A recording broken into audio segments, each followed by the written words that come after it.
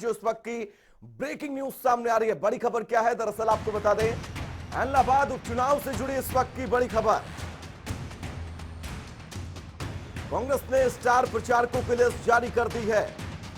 बड़ी खबर आपको बता दें, इलाहाबाद उपचुनाव से जुड़ी है। स्टार प्रचारकों में 10 नेताओं के नाम शामिल किए गए हैं। विवेक बंसल, कुमारी सैलजा, भूपेंद्र सिंह हुड्डा का नाम शामिल है स्टार प्रचारकों की लिस्ट में। साथ ही रणदीप सुरजेवाला, कुलदीप बिश्नोई का भी नाम इस लिस्ट में शामिल है। स्टार प्रचारकों में दीपेंद्र हुड्डा का भी नाम शामिल है। बड़ी खबर इस बीच आप सबकी टीवी स्क्रीन पर, किरण चौधरी, कैप्टन अजय यादव का भी नाम इस लिस्ट में शामिल है। इलाहाबाद उपचुनाव से जुड़ी इस वक्त की बड़ी खबर आप सबकी टीवी स्क्रीन पर। हमारे साथ हमारे सहयोगी स्पर्श लगातार जुड़े हुए हैं तमाम जरूरी अपडेट्स के साथ। स्पर्श, कांग्रेस ने अपने स्टार प्रचारकों की लिस्ट जारी कर दी है। मैं चाहूंगा वो नाम आप बताएं, कौन कौन से वो नाम हैं जिनके कंधे पर यह जिम्मेदारी सौंपी गई है कांग्रेस की तरफ से कि वो इलाहाबाद में प्रचार करेंगे और पार्टी को जीत दिलाएंगे। स्पर्श, देखिए, बिल्कुल कांग्रेस जो है पूरी तरीके से इलाहाबाद विधानसभा उपचुनाव के लिए तैयार है और अब 20 नामों की सूची जो है वो कांग्रेस की तरफ से स्टार कैंपेनर के तौर पर जो है जारी की गई है, जिसमें सबसे पहला नाम अगर हम बात करते हैं तो हरियाणा कांग्रेस के जो प्रभारी है विवेक बंसल, उनका रहने वाला है। और ज्यादातर नाम जो इस सूची में देखने को मिल रहे हैं वो हरियाणा कांग्रेस से जुड़े हुए जो है देखने को मिल रहे हैं, जिसमें अगर हम बात करें पूर्व मुख्यमंत्री भूपेंद्र सिंह हुड्डा है, प्रदेश अध्यक्ष कुमारी शैलजा है, दीपेंद्र हुड्डा, कुलदीप बिश्नोई, किरण चौधरी, अजय यादव, जयवीर वाल्मीकि, अशोक अरोड़ा, बजरंग, तो ये तमाम नाम जो है कहीं ना कहीं देखने को मिले। और एक नाम ये भी है कि विजेंदर जो बॉक्सर हैं उनका नाम भी जो है इस सूची में जो है देखने को मिलता हुआ नजर आ रहा है। तो ऐसे में कांग्रेस की बात करें तो कांग्रेस ने पिछले दिनों ही जो है जो पवन बेनीवाल है उनको जो है मैदान में उतारा था अपनी टिकट पर। अब जिस तरीके से स्टार कैंपेनर की सूची जारी की गई है तो लगातार कहीं ना कहीं कांग्रेस जो है पूरी तरीके से अब चुनावी मूड में देखने को मिलती हुई नजर आ रही है। स्पर्श, एक चीज और मैं आपसे समझना चाहूंगा, पवन बेनीवाल 2 बार बीजेपी से लड़े लेकिन दोनों बार उन्हें हार का सामना करना पड़ा। इस बार कांग्रेस के खेमे से पवन बेनीवाल को टिकट मिला है और वो चुनाव लड़ रहे हैं।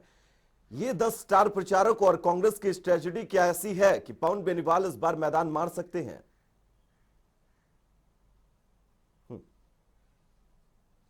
और देखिए वैभव, ये देखना होगा कि पवन बेनीवाल जब चुनाव लड़े थे तो पहले नंबर पर अभय चौटाला रहते हुए नजर आए थे और दूसरे नंबर पर जो पवन बेनीवाल हैं वो रहते हुए नजर आए थे। यानी अच्छे खासे जो वोट है वो कहीं ना कहीं जो है पवन बेनीवाल ने गेन किए थे। और अब जिस तरीके से परिस्थितियां हैं प्रदेश में, किसान आंदोलन का काफी व्यापक असर जो है देखने को मिल रहा है और कांग्रेस जो है लगातार किसान आंदोलन की बात की जाए, बेरोजगारी की बात की जाए, महंगाई की बात की जाए, इन तमाम मुद्दों पर जो है प्रदेश सरकार को घेरने की कोशिश करती हुई नजर आ रही है। हालांकि इलाहाबाद के अगर बात करें तो वहां पर चौटाला परिवार का प्रभाव कहीं ना कहीं जो है माना जाता है, लेकिन तमाम पार्टियों के सामने अब वहां पर बड़ी चुनौती जो है कहीं ना कहीं देखने को मिल रही है। लेकिन पवन बेनीवाल को भारतीय जनता पार्टी से जब कांग्रेस में शामिल कराया गया था तभी ये माना जा रहा था कि कांग्रेस की तरफ से पवन बेनीवाल जो है आज चुनाव लड़ते हुए नजर आ सकते हैं। और कांग्रेस ने जब टिकट दी तो कहीं ना कहीं एक त्रिकोणीय मुकाबला जो है पूरी तरीके से बनता हुआ नजर आ रहा है, जहां पर इनेलो भी एक बड़ी दावेदार है, कांग्रेस भी एक बड़ी दावेदार है। वहीं अगर हम जननायक जनता पार्टी और गठबंधन की बात करते हैं तो वो भी प्रदेश में जिस तरीके से विकास कार्य करवाती हुई नजर आ रही है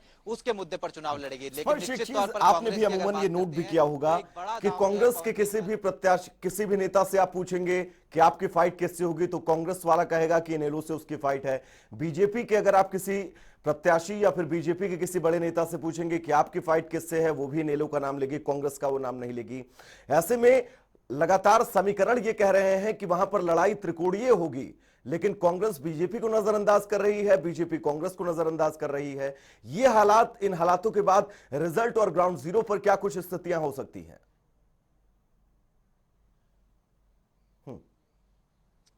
देखिए, तमाम पार्टियां इस पूरे इलाहाबाद उपचुनाव में जो है दमखम लगाती हुई उतरती हुई नजर आएगी। सबसे पहले अगर हम गठबंधन सरकार की बात करते हैं, जननायक जनता पार्टी और बीजेपी की, तो वो प्रदेश सरकार की जो विकास संबंधित योजनाएं जो है लगातार चल रही है, चाहे उसमें केंद्र सरकार की योजनाओं की बात की जाए या फिर प्रदेश सरकार की योजनाओं की बात की जाए, पारदर्शी सरकार चलाने के दावे जो है प्रदेश सरकार की तरफ से किए जाते हैं।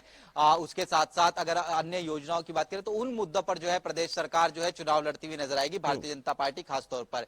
इसके अलावा कांग्रेस की अगर हम बात कर ले तो कांग्रेस जो है साफ तौर पर किसानों के मुद्दे पर घेरेगी, रोजगार का मुद्दा होगा उस पर घेरने की कोशिश करेगी, और महंगाई जिस तरीके से इन दिनों बढ़ती हुई नजर आ रही है, क्योंकि अगर इस चुनाव की बात करते हैं तो दिवाली के आसपास जो चुनाव होने वाले हैं, तो ऐसे में त्योहारी सीजन में महंगाई किस तरीके से रहेगी उस मुद्दे पर जो है घेरने की कोशिश जो है कांग्रेस लगातार करती हुई नजर आएगी। इसके अलावा इनेलो ने जिस मुद्दे पर सीट खाली करी थी वो मुद्दा था किसान आंदोलन का। तो सबसे बड़ी पार्टी इनेलो ये चाहती है कि किसान हितैषी के तौर पर जो है वो निकलकर सामने आए, लेकिन इसमें एक पेच ये भी है कि जो परिस्थितियां जिसको लेकर अभय चौटाला की तरफ से सीट छोड़ी गई थी वो परिस्थितियां अभी बदली नहीं है। तो ऐसे में कांग्रेस और जो बीजेपी और जननायक जनता यानी पार्टी कि है कुल वो मिलाकर अभय स्पष्ट ये चौटाला कहा जा सकता है टफ होगा ये चुनाव। कोई भी पार्टी कितना भी कुछ कह ले कि सब कुछ उसके हाथ में है, लेकिन यह कहना बिल्कुल साफ है कि चुनाव त्रिकोणीय होगा और मुश्किल सभी पार्टियों के लिए जरूर होगी, फिर वो चाहे बीजेपी हो, कांग्रेस हो या फिर इंडियन नेशनल लोकदल। स्पर्श, आपका बहुत बहुत शुक्रिया इस तमाम जरूरी अपडेट्स के लिए।